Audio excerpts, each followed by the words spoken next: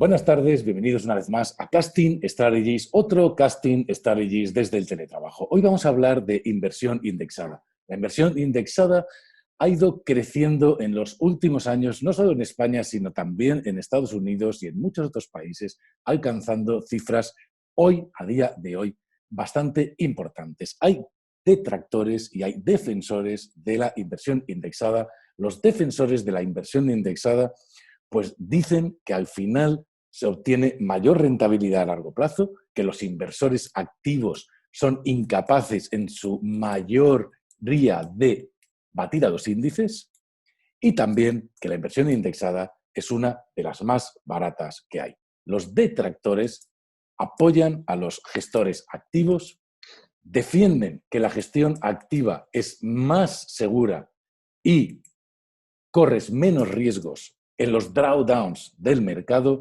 y además defienden que eligiendo bien a los gestores se puede obtener mayor rentabilidad a largo plazo a pesar de pagar un poco más en términos de comisiones. Yo hay veces que estoy en un lado y hay veces que estoy en el otro lado. Hay veces y días que defiendo a unos y entiendo los postulados de unos y hay días que defiendo a otros y los postulados de otros. Cuando veo los datos históricos, cuando veo lo que ha pasado en los últimos 10 o 15 años, no puedo más que defender a los inversores indexados. Pero cuando veo lo que ha pasado en el S&P 500, por ejemplo, es el índice más utilizado para la inversión indexada, en los últimos 40 o 50 años, y he visto que ha habido 10, 15 años de beneficio cero para un inversor indexado, y esto ha sucedido, me tengo que inclinar en ese momento por la inversión activa. ¿Qué opinas tú, Iván, en esta controversia que a mí me tiene con un pie en un lado y con el otro en el otro? ¿Qué opinas tú? Pues la verdad es que, hombre, lo que dices es clarísimo, ¿no? La inversión indexada tiene sus... Ahora yo creo que es una moda también. Yo creo que al final, como con todo, aquí hay modas, hay manías, hay historias, hay burbujas. Entonces, en el sector financiero, precisamente por esta década que hace que la inversión, que históricamente ha sido la inversión tradicional, la inversión value, la inversión pues está yendo francamente mal, ha sido un factor que realmente se ha comportado bastante mal en una década completa, pues lógicamente da mucho tiempo para que los inversores tiendan a acabar cogiendo el gusto por la inversión indexada. Y por tanto, ahora pues tiene sentido por lo que estás diciendo. Sin embargo, es verdad que hay otros periodos donde no ha sido así. Yo hay un dato que me gustaría dar sobre la inversión activa o la inversión indexada. Si nosotros cogemos como referencia el S&P 500 desde el año 1964, que estamos hablando en el año en el que Buffett, que cumplió 90 años hace poquito, cogió el control sobre Berkshire Hathaway, desde el año 1964, si hubiéramos invertido $1 en Berkshire Hathaway, lo hubiéramos multiplicado por, o sea, se hubiera convertido en $27.373, $1. Mientras que en el S&P 500 se hubiera convertido en $198. O sea, de 27.373 a 198. Obviamente, esto es... quiero decir, la inversión pasiva no puede hacer esto, es imposible. Otro tema es que es cierto que durante muchos años Berkshire Hathaway, como referencia de inversión activa en lugar de pasiva, también ha hecho muchas cosas. La inversión activa permite la adaptación, permite la adaptación a las nuevas circunstancias, permite los cambios, mientras que la inversión indexada te permite estar en una zona de confort porque nada cambia. Pero a cambio de eso, obviamente, pues ganar $200 respecto de 27.373 es absolutamente impensable. No lo puede hacer la inversión pasiva. Sí que es cierto que lo que sucede es que los inversores no solemos comprar en este caso, por ejemplo, Berkshire Hathaway en 1964 y lo mantenemos siempre. Los inversores compran un fondo, luego lo venden porque ese año ese fondo va mal y lo cambian por otro y luego compran al vecino o compran al que más suena por las redes sociales. Entonces tampoco hacen una gestión que permita a un gestor generar un alfa por encima del índice. Estás Bueno, yo creo diciendo que está un cosas poco aquí la cosa va por ahí, yo creo un poco. que me parece interesante porque dices, bueno, gestión activa, gestión pasiva, ¿no? Aquí hay un super artículo que yo recomiendo leer a todo el mundo que se llama Super Investors of Graham and Doddsville, que escribió Warren Buffett defendiendo el value investing y la gestión activa, y hablaba sobre los resultados de varios de estos gestores activos que realmente habían batido a los índices, no por un poquito, sino por absolutamente mucho. Tú has hablado de Berkshire Hathaway, pero si vamos a fondos mutuos, pues tenemos a Peter Lynch también en esa cesta y a otros muchos, ¿no? Bien, y eso es así en cuanto a los gestores activos. Y en cuanto a la gestión pasiva, es verdad que en los últimos años se ha comportado muy bien, pero cuidado con periodos de largo plazo en los que no ganas dinero o incluso pierdes, como estábamos hablando, ¿no? Pero es que has dado en el clavo de algo que a mí me parece muchísimo más importante, porque ¿son los inversores activos o pasivos? Quiere decir esto. Pues el inversor. ¿Cuánto inversor pasivo hay? Yo creo que inversor pasivo no existe. Es decir, Ninguno, un vamos. inversor que realmente compre el SP y se olvide durante 20 años o 10, es que no lo hay. No lo hay. No. El problema es que los inversores ya de por sí son todos activos. Correcto. Y quieren especular con el mercado y quieren ver cuándo entran y cuándo no entran y cuándo salen y cuándo no salen. Y ahora cambio este fondo, como tú decías. Tal. Entonces, lo primero que tiene que hacer un inversor es manejar ese problema antes de elegir pasivo o activo, ¿no? O sea, manejar ese problema, manejar el problema de su actividad o su pasividad, porque, como bien decía Peter Lynch, la actividad del inversor es lo que produce, en la mayoría de los casos, el deceso de rentabilidad en su cartera. Es decir, la rentabilidad que puede tener Peter Lynch, que puede tener Warren Buffett o que pueden tener otros grandes inversores, no se consigue precisamente porque tú entras y sales. Y eso es una gran clave de este tema. Una gran clave de este tema. Y es la clave de, bueno, ¿qué es? Es decir, si tú vas a ser un inversor pasivo, para saber qué cosa es mejor, pues tendrás que esperarte muchos años en una u otra.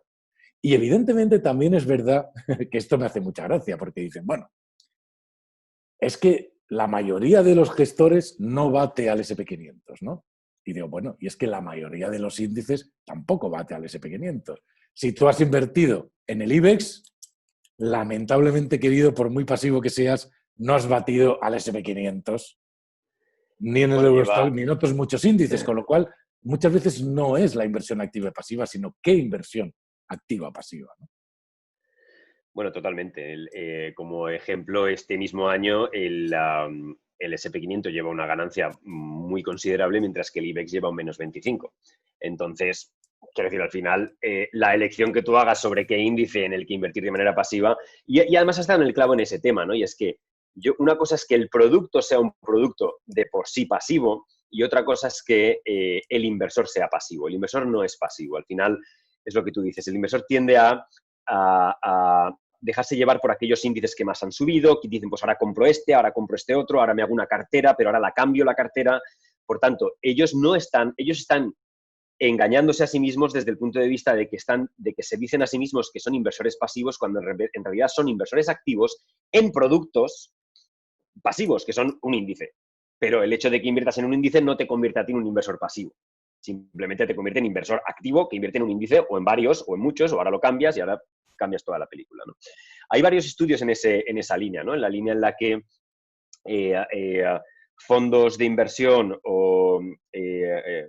fondos de inversión donde la mayoría el gestor en sí mismo, que es el que permanece durante todo el periodo del tiempo de gestión del fondo, permanece invertido, mientras que los inversores entran y salen, pues las diferencias son bestiales. Una cosa es la rentabilidad del fondo y otra cosa es la rentabilidad de los inversores, que no para nada se asemeja en absoluto a la de los gestores.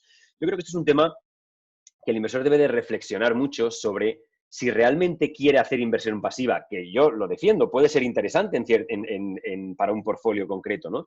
Puede ser interesante, pero el tener muy claro qué seleccionas, para qué años lo seleccionas y ser capaz de mantenerte en esa decisión durante esos años que te has planteado vas a mantener toda esa inversión, si son 10, 15, 20 años, los que sean.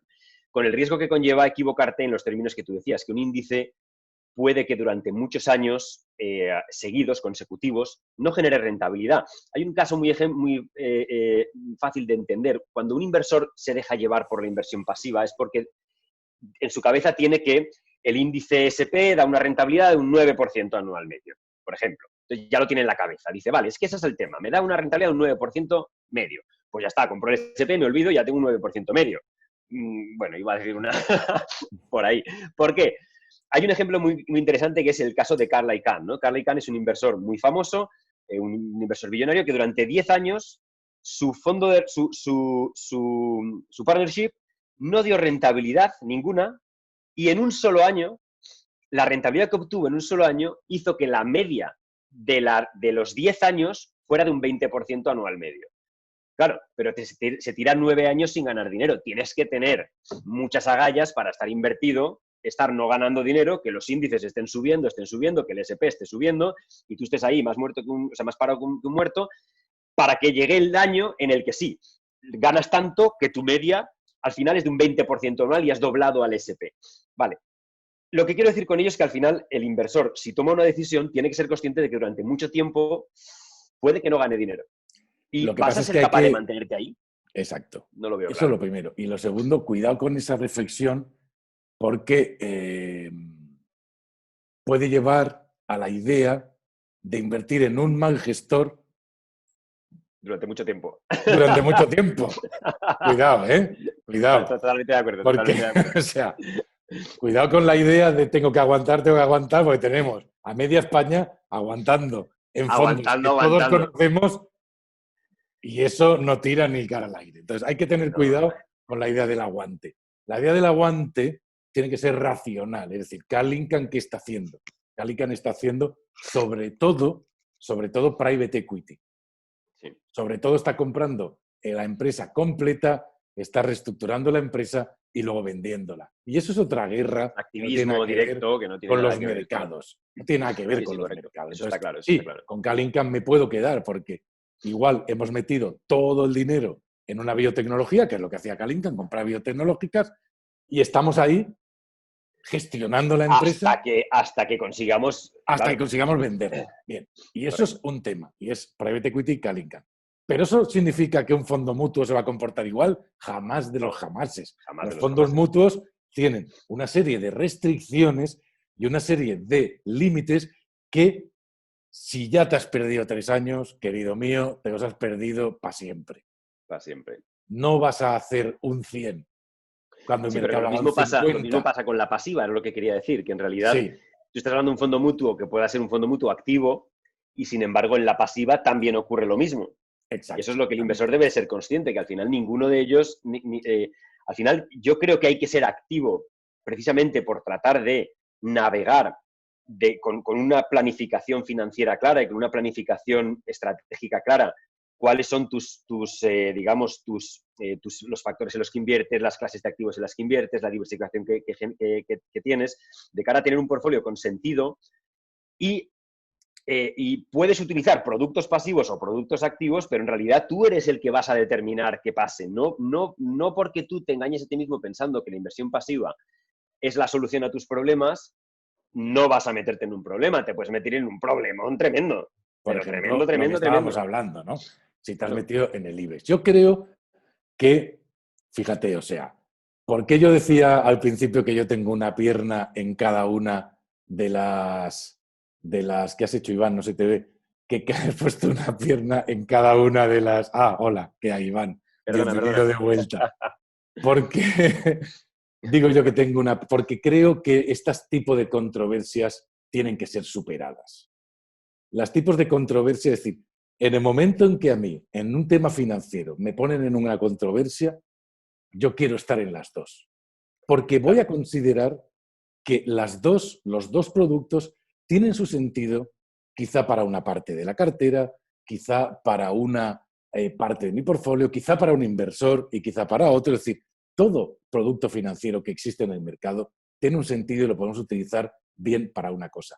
Pero creo que además hay otra superación, y tú estarás de acuerdo conmigo, en esta superación, y es algo que estamos empezando a ver, y para mí es el Smart Beta y los ETFs activos, que es algo que estamos empezando a ver en Estados Unidos, que eh, cada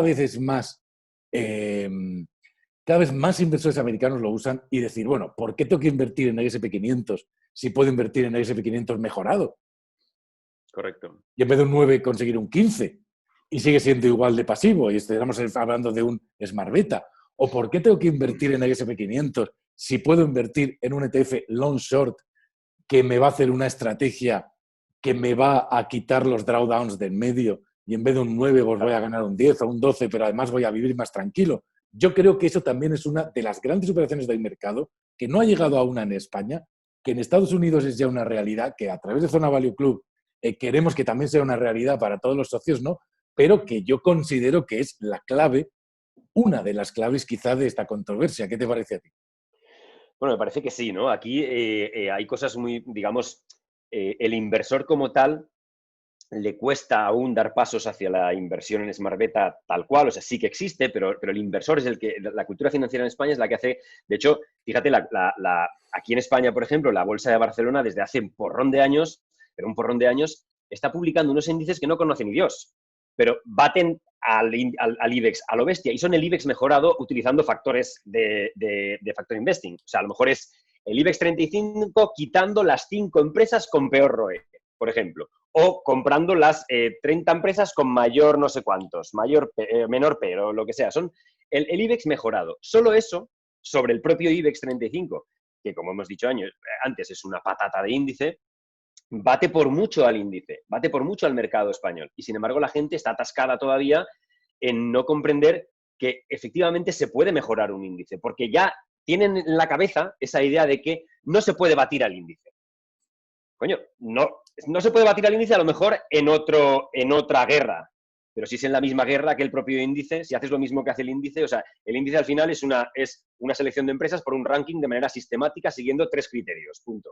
Pues si tú esos 3 criterios, en lugar de ser tamaño, liquidez y no sé qué, son el ROI, que no sé cuántos y no sé más, es un índice igual, solo que mejorado, porque esos factores generan una rentabilidad cíclica mayor que los que utiliza el índice para hacer la selección del índice. Pues ya está, es algo lógico, simple, fácil, matemáticas puras y duras. Bueno, pues no te salgas o sea, no te cambies de guerra, misma guerra, pero mejora tu rentabilidad. ¿Se puede mejorar el índice? Sí, se puede mejorar el índice.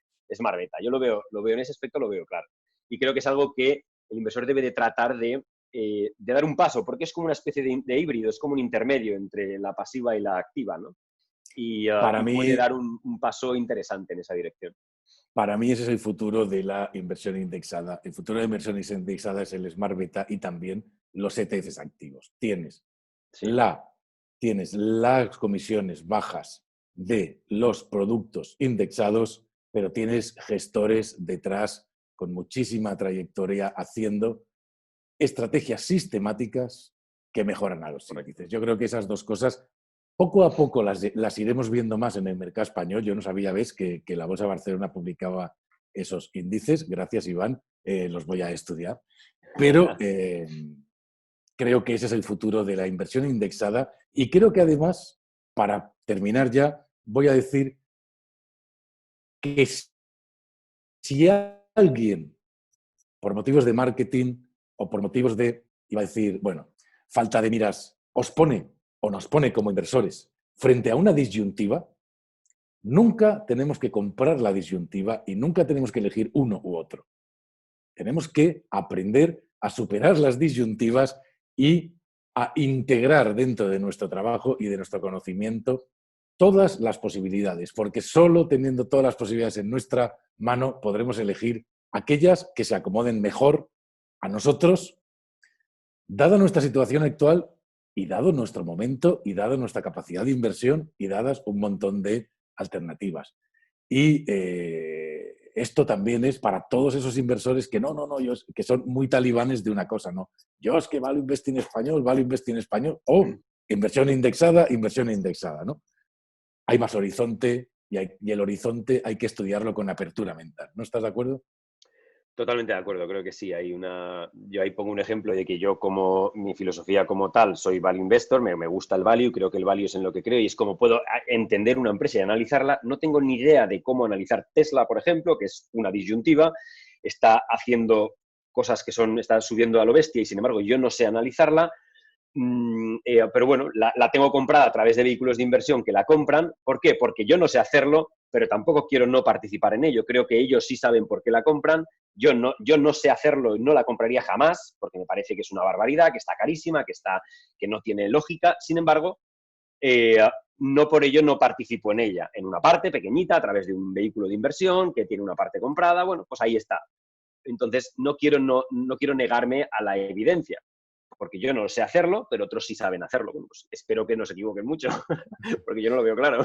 No hay Pero que estoy de negarse a acuerdo la en lo que dices. evidencia. No hay...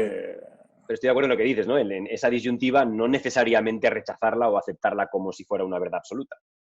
Claro, porque las verdades absolutas no existen y todo puede formar parte de un portfolio inteligente. Correcto. Pues hasta aquí este Casting Strategies sobre inversión indexada.